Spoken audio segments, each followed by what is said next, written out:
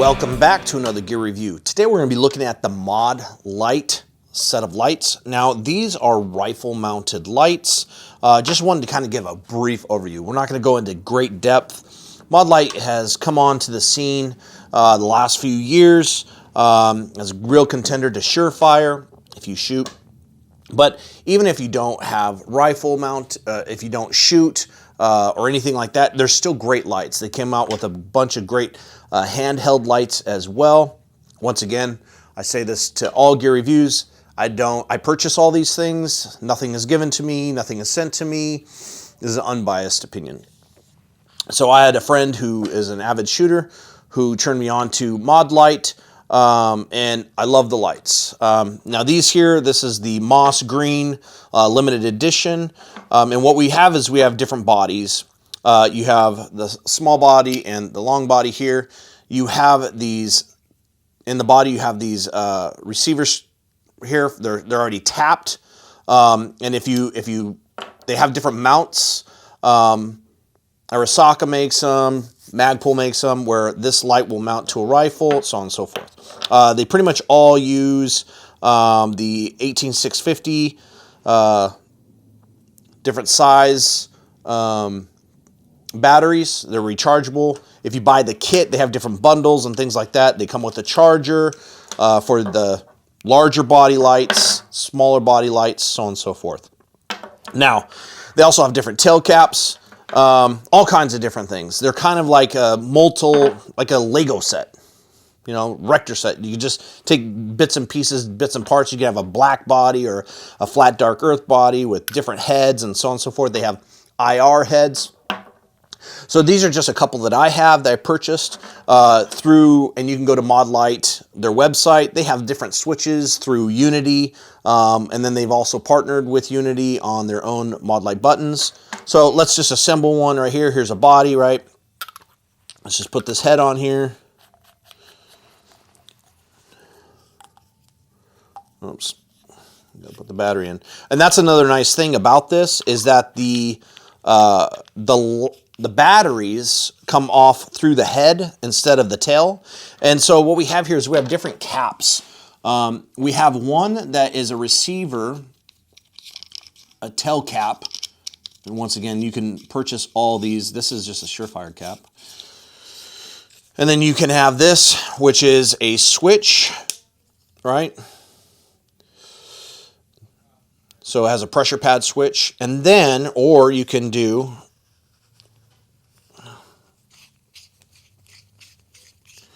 just a push button cap. And so a lot of people will buy the handhelds. I personally don't. This is me. I think it's a waste of money because these don't bother me, right? So why not have dual purpose? Why not get a light that you can mount to your rifle but also use as a handheld if you want with that pressure pad switch? So there's really no reason, I think, to buy a handheld light. Now, people are going to disagree with that, and I don't care. But I like the dual purpose. If you're going to spend, and these roughly cost for the bundle between $279 and $300 and something dollars, which is a lot for a light, but they're indestructible. They're great lights. They have great throw, and you can get different heads for different throws, right? You can change this head out, put an IR illuminator head on there, and that's what's really nice about these. And so I use this light all the time. There's one on the side panel of my car door. When I'm inspecting houses or inspecting jobs or whatever the case might be, I'll just grab this and just look at something. And I really like this light, apart from the stream light that I carry with me every day. But it's a really neat system. The batteries charge really well. The batteries last a long time. They're very modular. I think they're really basically indestructible lights. They're made out of aluminum. This is a limited edition of the moss green that you can buy. But basically that light will mount on a rifle like that through those screws, through a plate that mounts your rifle, and this here will have the switch will mount on the top or side or however you want, and they have different switches for different applications. And so, man, that sucker's in there tight. There we go. But you can see the head on that and how that fits in there. Now, I'm not super technical. There's other people on there that'll get into all the specifics and the technicalities. I just want to know, does it work if I turn it on? And it does. You got to make sure, just with any type of maintenance and things like that, if you're running a rifle, that you make sure that you go through your gear, make sure your sling's tight, all that type of stuff. Make sure your caps are tight, make sure your heads are tight, because they do loosen up, they can. And these are phenomenal lights. I probably have 5 of these things at least. And I have Surefires and Streamlights and everything else. But these are a phenomenal light, and if you're in the market for buying or purchasing a high quality light, I mean, all the shooters out there know that Modlites are phenomenal.